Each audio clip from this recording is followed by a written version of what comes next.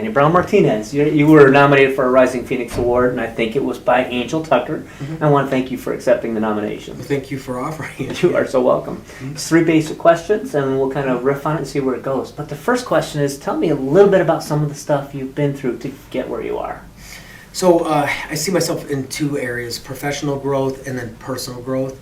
My roots trace back to inner city, East Toledo. To say humble beginnings is very nice way of Putting it nicely, yeah. Yes, very socioeconomically challenged area. Some would describe it as deplorable conditions, broken home. My mother's side are Mexican immigrants. My mother and father had split up. I have siblings, and grew up public school systems, things like that. All those challenges that you have just in that network of inner city, lifestyle.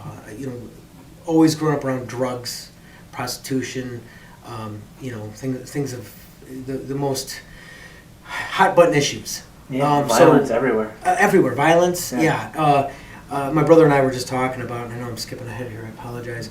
Okay. My brother and I were talking about half the friends that we went to high school with in his grade and my grade are either in prison or are now deceased. Wow. Yeah, from drug addiction, overdosing, to committing murders or being victims themselves of being murdered. Yeah.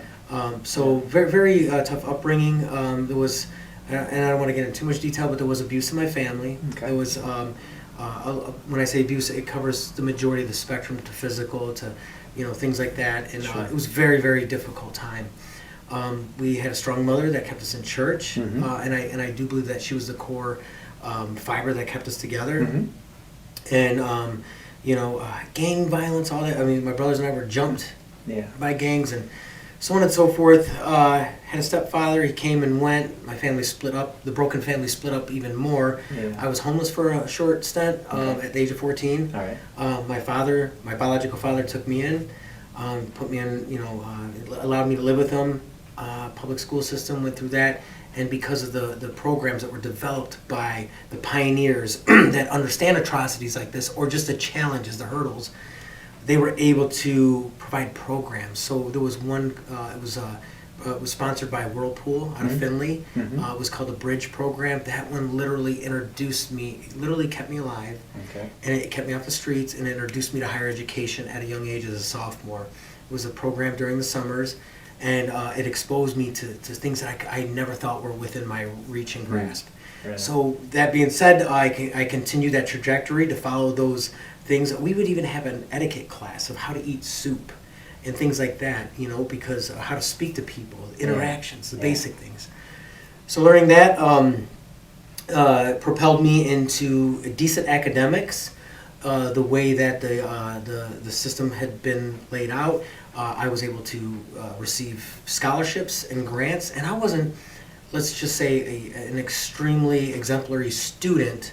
I didn't have a 4.0 or anything, but I was among a minority group that really worked hard, and that hard work was recognized, and they paid for my education going into Bowling Green State University. Outstanding. Yeah, I still had to work, became a young father due to lack of education and maybe mentorship.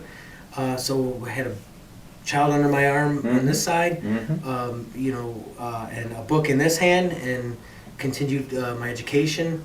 Took the fire department exam when I heard about that, and then got in the fire department. But there were so many other levels of challenges. Then I dealt with systemic racism from in the department. Oh, absolutely. In the city, and I can tell you.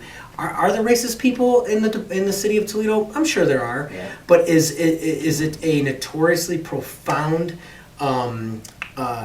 acceptance or the existence of it? Absolutely not. Right. No, the city has been, the leadership has been very, very good over the last course years. I've worked for the city for 22 years. Okay. I was on the tail end of a lot of that stuff that was considered acceptable. I was told I didn't belong here. I was even called derogatory names where I came from and all that. And my specific heritage was attacked. Yeah. But I persevered. I stuck to the grind. I found mentors. They put me underneath their wing, and I would then later learn how to master education, finish my degrees, exploring more education even now. And continue to be a mentor to those that were like me. I'm lieutenant, captain, battalion chief, now deputy chief, 4 promotions, scored at the top list. I also have learning disabilities, so if I could do it, anyone can do it, and that's where I'm at now. Through every time I went through promotion, I wanted to impact the way we hired so people wouldn't have those experiences. I wanted to impact employee engagement, how we treat each other, things from conflict resolutions to just awards and recognition to boost morale, to training. How are we doing training? Are we all inclusive? Are we speaking the language that we eliminate our implicit biases so we can talk to every group, every gender, and they can understand that they are welcome? Things of that nature. Again, hiring practices, all that. It's something that we've helped transform this department and the city, because now we absolutely represent the people we serve. Absolutely. And it sounds like you had a lot to do with the amount of transparency involved in this whole system. Everything I did was absolutely transparent. Yeah. You work with HR, the law department, they say what you can do, what you can envision, and I would say almost 100% of the time, so we'll say 99% of the time, you challenge the status quo and you bring this to them. At first people get nervous, and then they say, well, this is the way we've always done things, and you're like, well, what's stopping us from doing this? Is it illegal? And they say, well, let's give it a try. Right. Once we had that buy-in, and especially with our city administration that we have now, once we had that buy-in, we opened the doorways for so many people. All-inclusive, and we're within the confines of what's legal, what's fair, even more so than we ever have been. And now groups that have been traditionally marginalized or overlooked are being included. And we're not talking about just minority groups or women, we're talking about veterans that have selflessly served our country. When we increase the age to allow those that have put in 20 years defending our nation are now welcome into our department, when at the age of 35 they were told, no, you're too old. Yeah. So we now have the platinum status for hiring veterans. Outstanding. Yeah, it's been an awesome journey. Outstanding. Well, your journey, right? All the troubles that you had growing up, all the challenges you had growing up, those put you in a perfect position to be able to understand what it's like when other people are coming in. Empathy is a big thing and I teach my team that. And Yeah. everybody has adversities in their life, some more than others. But I try to use what has been their most, the hardships that they've experienced, and apply that, and just again apply that word empathy. Yeah. Treat others as you want to be treated. Yeah. You sit here in front of me today with a lot of experience under your belt, right? You've had a lot of life experiences, you've had a lot of work experiences, you've got a lot of things to draw on. But you go back, go back 30 years or so, right? I don't know how old you are, but 41. okay, Yeah. so yeah, go back 30 years, 35 years, right? You're looking at young Danny, Yeah. right? And you haven't seen any of this stuff yet. If you could have that conversation with young Danny, what would you tell him? I'd love to. Number one, I wouldn't change it, because those experiences, I believe, made me who I am. Mm-hmm. But where I grew professionally, where I grew personally, which is getting into this question and answer, is emotional intelligence. Yeah. Yeah. Understanding how I feel, how I can control my emotions, how to act in certain situations, when to bite your tongue. Again, back to empathy, when to apply that, when to look at somebody else, try to understand or forecast their emotional reactions, Right. and be graceful about presenting something forward, whether it's something that could be a completely earth-shattering to their norm. Because anytime you challenge the status quo, you're going to be met with adversity. Mhm. It's in how are you going to, number one, relate to that person, anticipate their reactions, and then defeat it with. When I say defeat, I mean defeat the negativity that could come from that. That could be against the mission that we put forward, which is based on what's best for humanity. Mm-hmm. We want to literally take that. That's the word I'm looking for. I apologize. No, you're good. We want to diffuse that situation. Absolutely. And you do that with, again, empathy, understanding, talking to somebody, tell me how you feel, and then putting yourself in their shoes so you can answer their questions or bring their anxieties down, and then use their experiences to relate to it so they can understand. It's just building those bridges. You're talking about a couple of very important pieces that a lot of people don't have, Danny. Because one is you have to have the skills and the knowledge to de-escalate and to diffuse and to bring things, situations down. But it starts with a desire to, right? And you have to have the empathy and that genuine desire to connect with somebody before you can employ those skills effectively. Absolutely. Passion. Yeah. And so if you had to answer your question, I would go back and I would say, I'm going to give you 2 words, young Danny. Learn about empathy. Yep. Because that's going to help increase your emotional intelligence, and then also patience. Yeah. Nobody ever told me that. And I just heard an analogy that, or an adage that Rome wasn't built in a day; it was brick by brick. Right. Yeah, my buddy who's a director of HR told me that, and I was like, goodness gracious, he is so right. When you want to change the direction of this massive ship, it's not going to be a complete 180. No. It's going to be this laborious process, and you have to ask yourself, is the juice worth the squeeze? Is the outcome going to be worth it? And if you really put heart first, and again, humanity, what's best for humanity, the answer is always going to be yes. Yeah. You know, I'm going to ask you a question I've never asked anybody in one of these interviews before, because I think you're uniquely qualified to answer I appreciate that. Yeah, I'm humbled, man. So let's flip that question a little bit. You're no longer talking to young Danny. You're out on the streets as you are today. You run into a young man who's been a victim of abuse, been a victim of gang violence, he's been shown so many bad things, and yet you can see in his eyes he's a good kid. You can see he's a smart kid. But nobody's teaching this kid emotional intelligence. If you could just give this kid a little bit of direction for how to become emotional intelligent, what would you say? So I'll give you the answer right now, because I have done that multiple times, and of course the answer is tailored to the individual and their experiences. But I'll use one kid for an example. The kid had a lot of money. He's 14 years old. He's a dope dealer. Yep. I see him at the one of the community centers, and we're out recruiting. And when I talked to this kid, I could see the pain in his eyes. This started with survival, and now it turned into, he's kind of a big timer in that neighborhood. Yeah.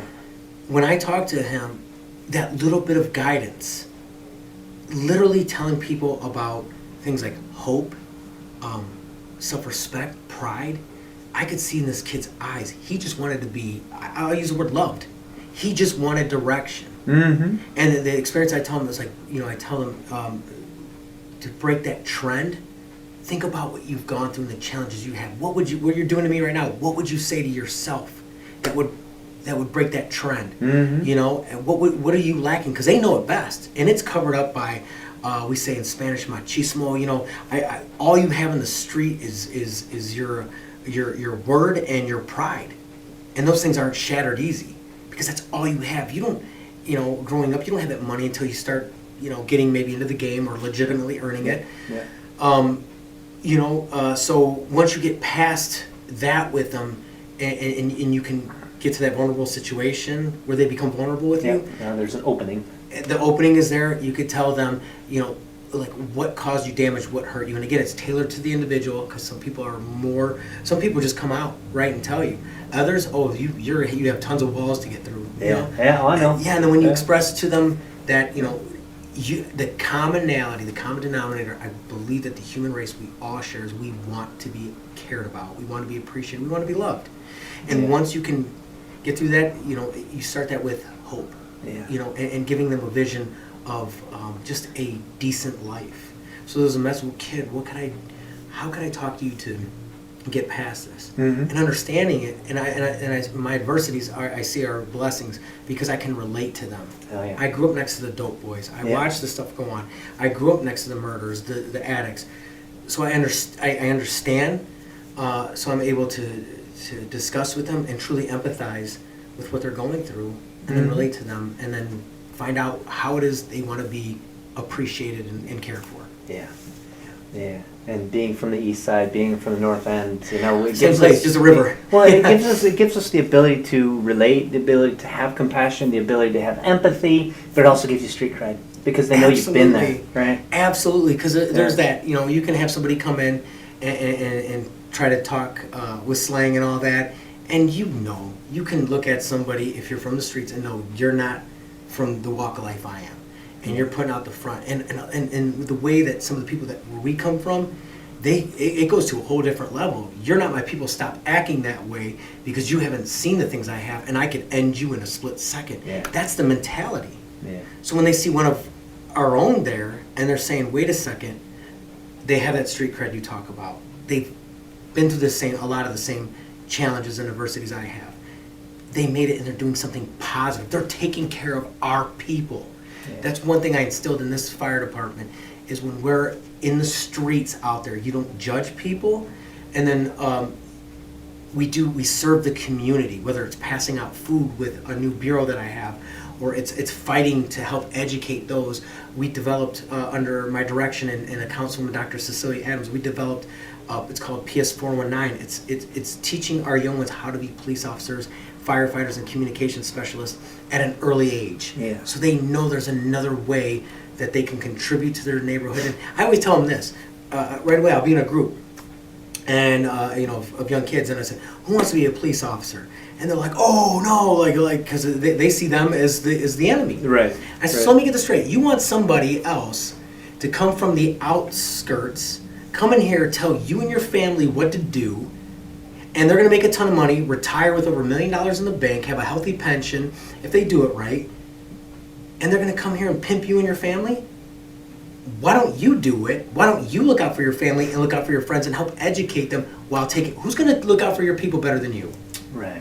And then you see that paradigm shift. Like, holy That shit, light I just never turns thought on. of it Yeah. that way, yeah. And you're going to retire rich and you never have to look over your shoulder. It's like, so I just speaking a language that they understand. Right. And we're seeing the trend, and the numbers don't lie. Yeah. We're hiring more people from the community than we ever have. Yeah. We're hiring more minority groups, Love more it. of the ladies, and everyone has a role in this department. A fire department is no different than a football team. You're never going to have a center be a wide receiver. Right. Everyone has a role. Right. When a young lady or when a woman is assaulted on those streets, the last thing she wants to see is a male on their face. I'm going to get one of my aces, and a female will get on and be able to relate to them like they do the little ones. Or we shove. The ladies are traditionally smaller than us, generally speaking. Mm-hmm. They can get up in the attic and in the places big guys can't. Right. We work together as a team, Right. and we accomplish the mission.